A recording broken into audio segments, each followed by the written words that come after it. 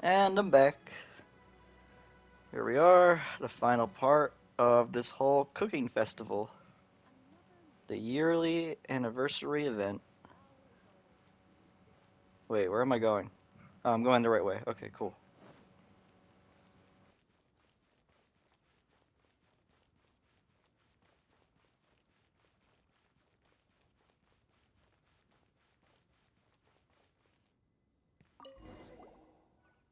How strange. It hasn't changed one bit.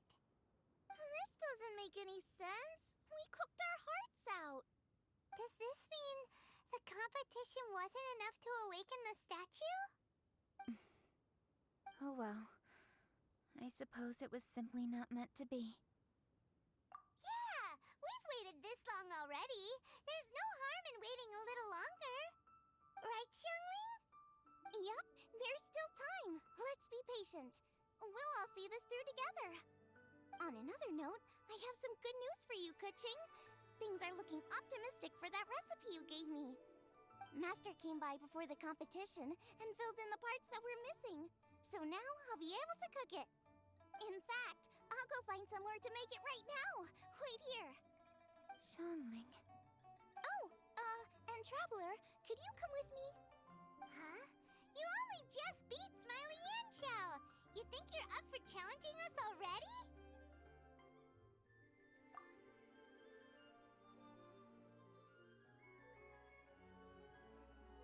Obviously not what I meant. You collect recipes, don't you? I thought you'd probably be needing this dish during your travels, so I figured I'd share it with you. Oh, right! Paimon knew that. Sheesh, we totally misread that situation. Huh? Jeez, careful eating your words so fast, you'll give yourself heartburn. What are you staring at me for? Go on, go get on with your cooking.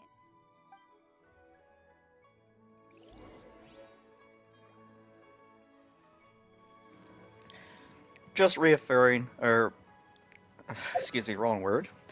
Just confirming what I said earlier, where she needs a lesson in humility, in my opinion. But she is a great cook.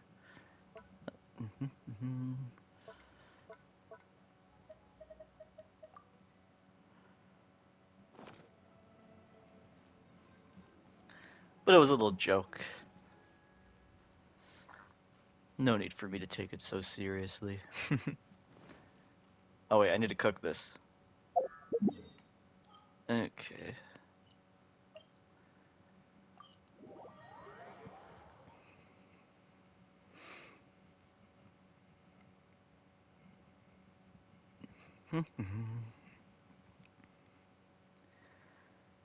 Okay, come on now.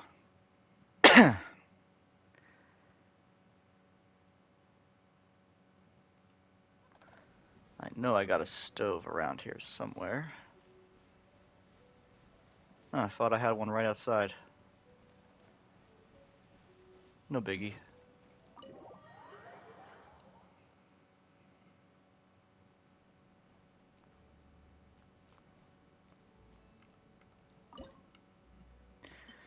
New purple dish. Which one is it?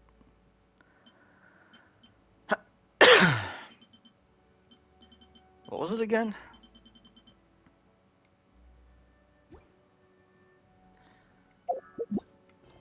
Okay. Make delicious chili mince cornbread buns. Cornbread buns. Okay. Believe it was purple, right? Ah, here we go. Where I'm from, if we didn't keep moving, we'd freeze to death. Literally.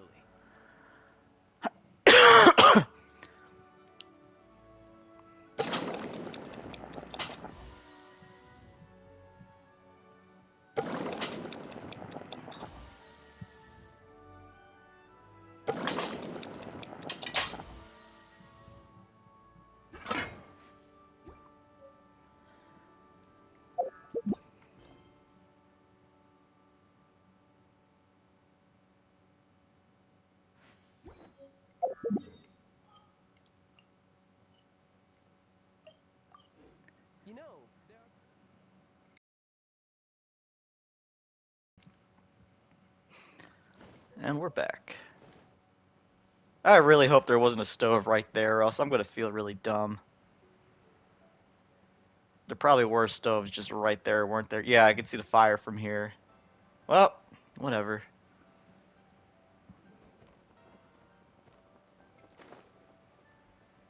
We're back!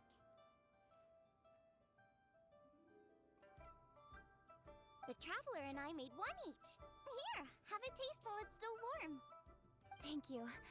Don't mind if I do.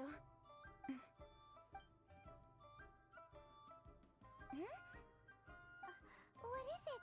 What does that face mean? This flavor. I've tasted it before. Apologies. Xiangling, Traveler, thank you both. This is everything I had hoped it would be. It tastes wonderful and, quite amazingly, somehow it took me right back to my childhood, when my grandfather was still around. Really? That's awesome! I didn't have a chance to fully explain before. In fact, when Master had filled in the missing parts of the recipe for me, I realized that I already knew how to make this dish. You already knew? You mean you were able to make this without ever seeing the recipe? Uh-huh. My dad taught me how to make it.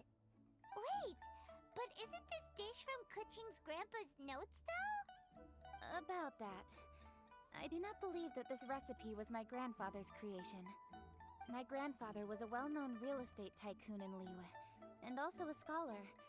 He was an avid collector of old books and was quite knowledgeable on many of Liyue's customs and traditions that are no longer practiced. As a child, I used to spend a lot of time with him in his study. We'd read the classics together, then debate how much of it was actually genuine, and whether Rex Lapis was real or not. He used to say, books are just a bridge that bring us a little closer to history. It's up to those of us in later generations to ask these questions, search for the answers, and decide what they mean. Since then, my grandfather has passed on, and I've grown up to become a Chising. My views on Rex Lapis have changed in this time too, from myth to reality. For me, the name Rex Lapis is inextricably wound up with memories of my grandfather. Whenever I see his name written down, it always reminds me of sitting in my grandfather's study, seeing all of his notes. As I said earlier, this recipe came from those same notes.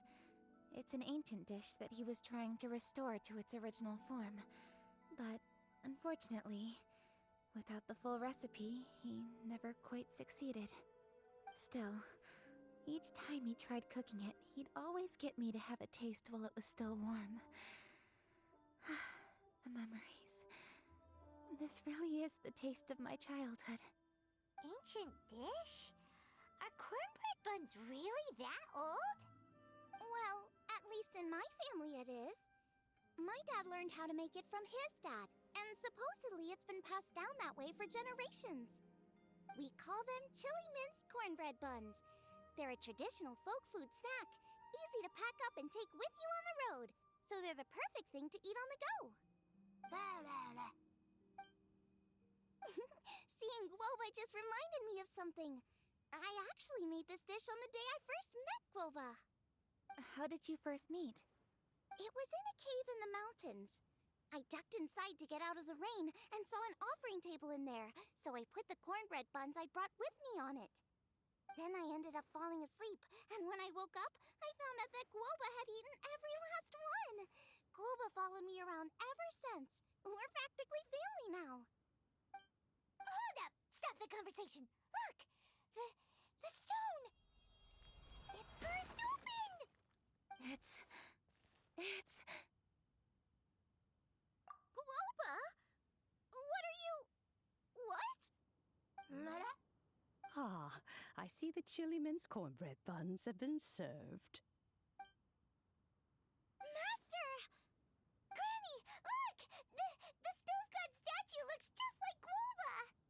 Oh, indeed it does.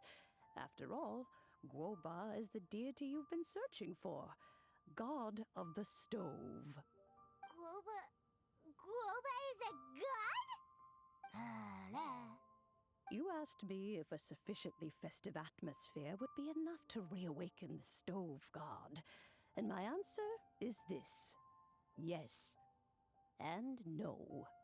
The stove god has always been a deity with great affection for the people, and who acts in response to their desires.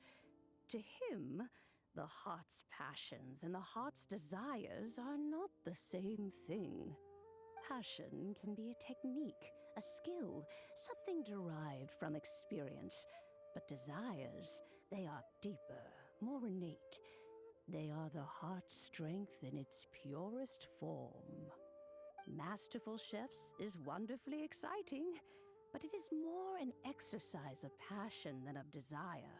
And passion alone will not suffice to reawaken the stove god from his deep slumber. But just now, when Kuching ate this dish she had longed for, a deeply held desire was fulfilled. As well as receiving an answer to her question, she also gained something much more precious. A moment of poignant nostalgia so vivid, it felt like she was right there alongside her grandfather. The enormous power unleashed by the fulfillment of this desire resonated with the stove god's statue, and caused it to manifest once more the form it took in the past. Of course, the stove god himself is not contained within the statue. The true stove god has been here with us all along. How does it feel, seeing a statue of yourself from your glory days? Look at him. Still so majestic. Glory days? Wait, what happened? Did Growa used to be different from now? Oh, yes. Back in his day, your Guoba was once the patron god of the soil. But all the wisdom and power he had then, he has since surrendered to the soil itself.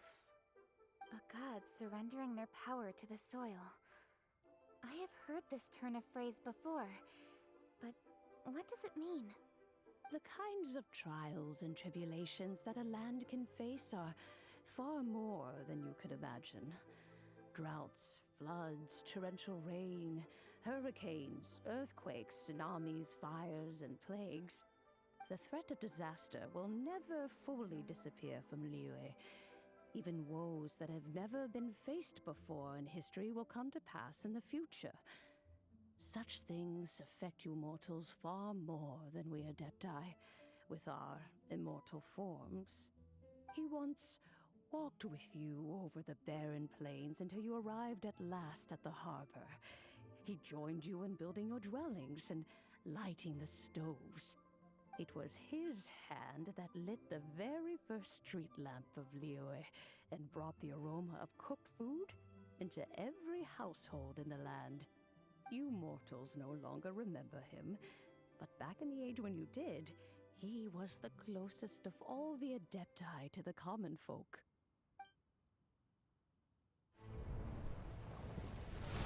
Marchosius, god of the stove, born from a spark when stone struck stone. He was a god with a great love for humanity and their well-being. Millennia ago, the people sought to expand their city. They built a dwelling on the plains and called it the Guili Assembly. The stove god cared greatly for the people, turning himself into minions who went into every home, fostering food and solidarity alike.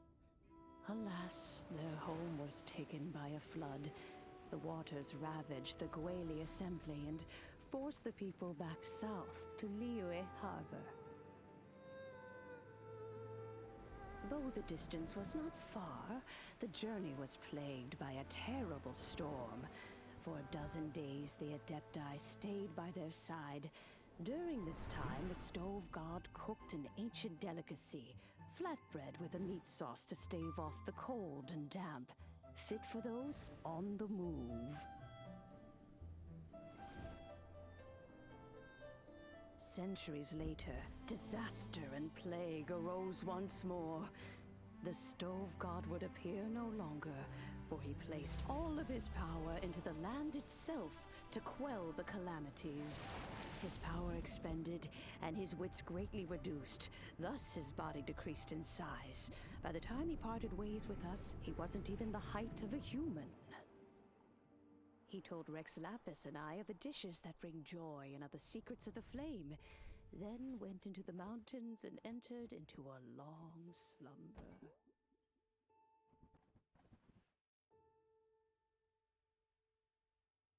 The stove god departed, and Guoba was born. When he awoke, he ate the chili mince cornbread buns placed on the offering table by a young lady in yellow. Though he did not remember the past, he was profoundly moved and decided to follow this young lady thereafter.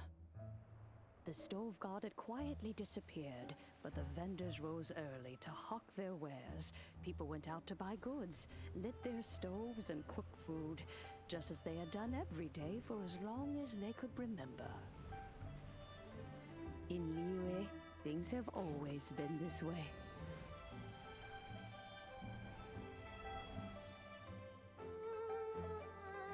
Nature provides, the mountains rejoice. We are blessed by heaven's good grace.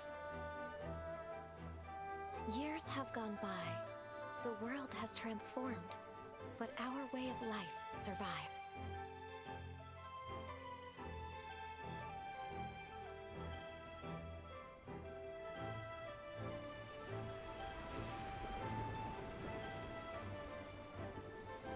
Fame and fortune is only a season.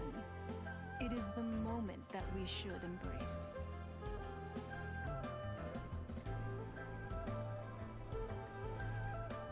Past meets present. Heritage becomes legacy. Long into the future may we thrive. You once told me that dining is the profoundest of customs in the human world. To eat well is to consume vitality itself, and to drink well is to partake of the very essence of the world. It is a matter of paramount importance, you said, for people cannot face the arduous journey ahead on an empty stomach. At once a humble affair and a profound one. A humble meal of maize and spring water is also profound in that. By ensuring one's survival, it paves the way for millennia of human history and culture to come. My dear friend, Liyue has changed so much while you have slept. Looking at the prosperity and beauty around us today, does it make you happy? Guoba, this is kind of a huge deal. Why didn't you say anything? He is not who he once was. Even the power of speech evades him now. There is no way he could have told you. Oh. Guoba, but... Xiangling. Do not be saddened, Xiangling. There are two sides to everything. Guoba may have lost many of his formal faculties, but he is now as carefree as can be, without a single worry in the whole world. In this world we inhabit, who can truly be said to live a life free of all woes? Those with a mind and with the knowledge will certainly be troubled by all manner of things. But he has gone further than us in his journey. He had both wisdom and courage. Everything he took upon himself, he was also ready to part with. His carefree demeanor today is a testament to the fact that he is at rest. So since you are his friend, take good care of him. Go out to walk and play. Allow him to eat, drink, and be merry. I will! You can count on me! Xiangling, you have an adeptal affinity. Guoba follows you around because he has respect for you. The moment he awoke, he was met with the familiar flavor in the chili mince cornbread buns he ate. After all that time, he still recognized the dish he had invented, and he approved of you as the one who had cooked it. That's right. The taste of one's home cuisine always brings back memories of home. though he remembered nothing. Eating the food you had cooked gave him a feeling of familiarity. That is why he stuck by you. You may be the first person in history to give the stove god the experience of being a satisfied customer. That makes you quite a remarkable chef. If that's true, I couldn't be happier. Because putting a smile on customers' faces is what we chefs are called to do. Well then, it's getting late and I still have things to do. Time for me to say goodbye. Traveler, Paimon, Xiangling, thank you all very much. I look forward to spending more time together in the future. I guess my dad's probably heard the good news already, but I should still go catch up with him. Master, it's been a while since you came by. Why don't you join me? He thinks about you all the time, you know. He's always telling me to invite you over. Oh, goodness me. Then, far be it from me to refuse. Off we go, then. Let's saunter over gently and see how all the city folk are getting along.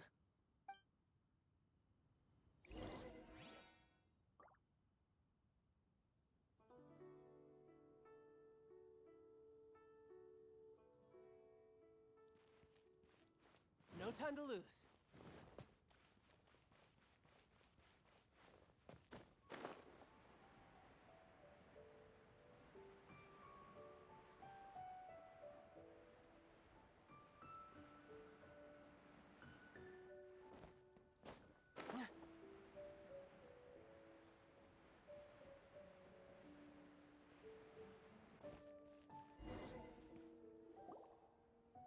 Hi, Dad! I'm back!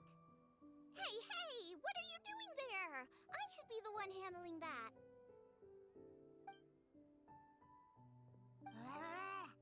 Oh no! Guoba's taken off!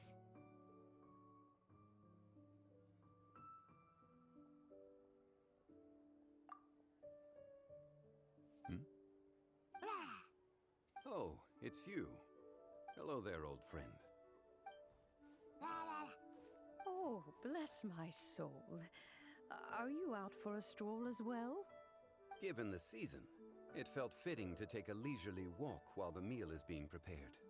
Quite right. And it also gave us the chance to run into you. Guoba may not recognize you, but as ever, he seems quite delighted to see you. So, Guoba doesn't remember anything, but can still feel when something's familiar? Friendship will always withstand the ravages of time. Traveler, what do you think of the name of this festival? MoonChase.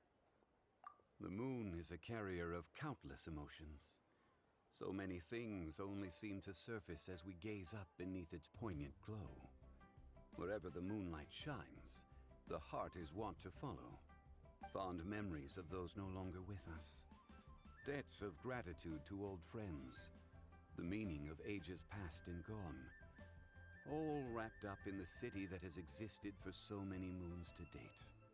All these things and more. They are why people chase the moon. In old age, the sight of many things puts one in a wistful mood. But children are always a beautiful sight to see. Such exuberant life force. It seems to well up from deep within the land itself. A land that has been in existence for so many millennia, and yet one that still dazzles today.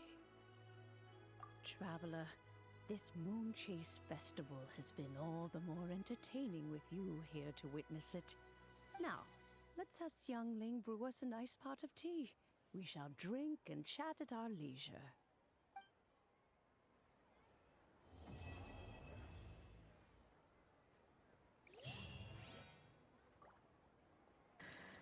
Well, I hope you all enjoyed this little quest line. I know I did. It's kind of awesome to see that Gooba's a god. The stove god, nonetheless. Perfect for traveling with Jinling. So, I'm just going to go over with what they say, and then I'll wrap the video. The food at Wan Min restaurant is excellent. I eat here often. Ah, you can say that again. Xiangling is a remarkable child. Surely the culinary talent of the century. Indeed. To have mastered the craft at her age lends credence to the old aphorism that heroes are made young.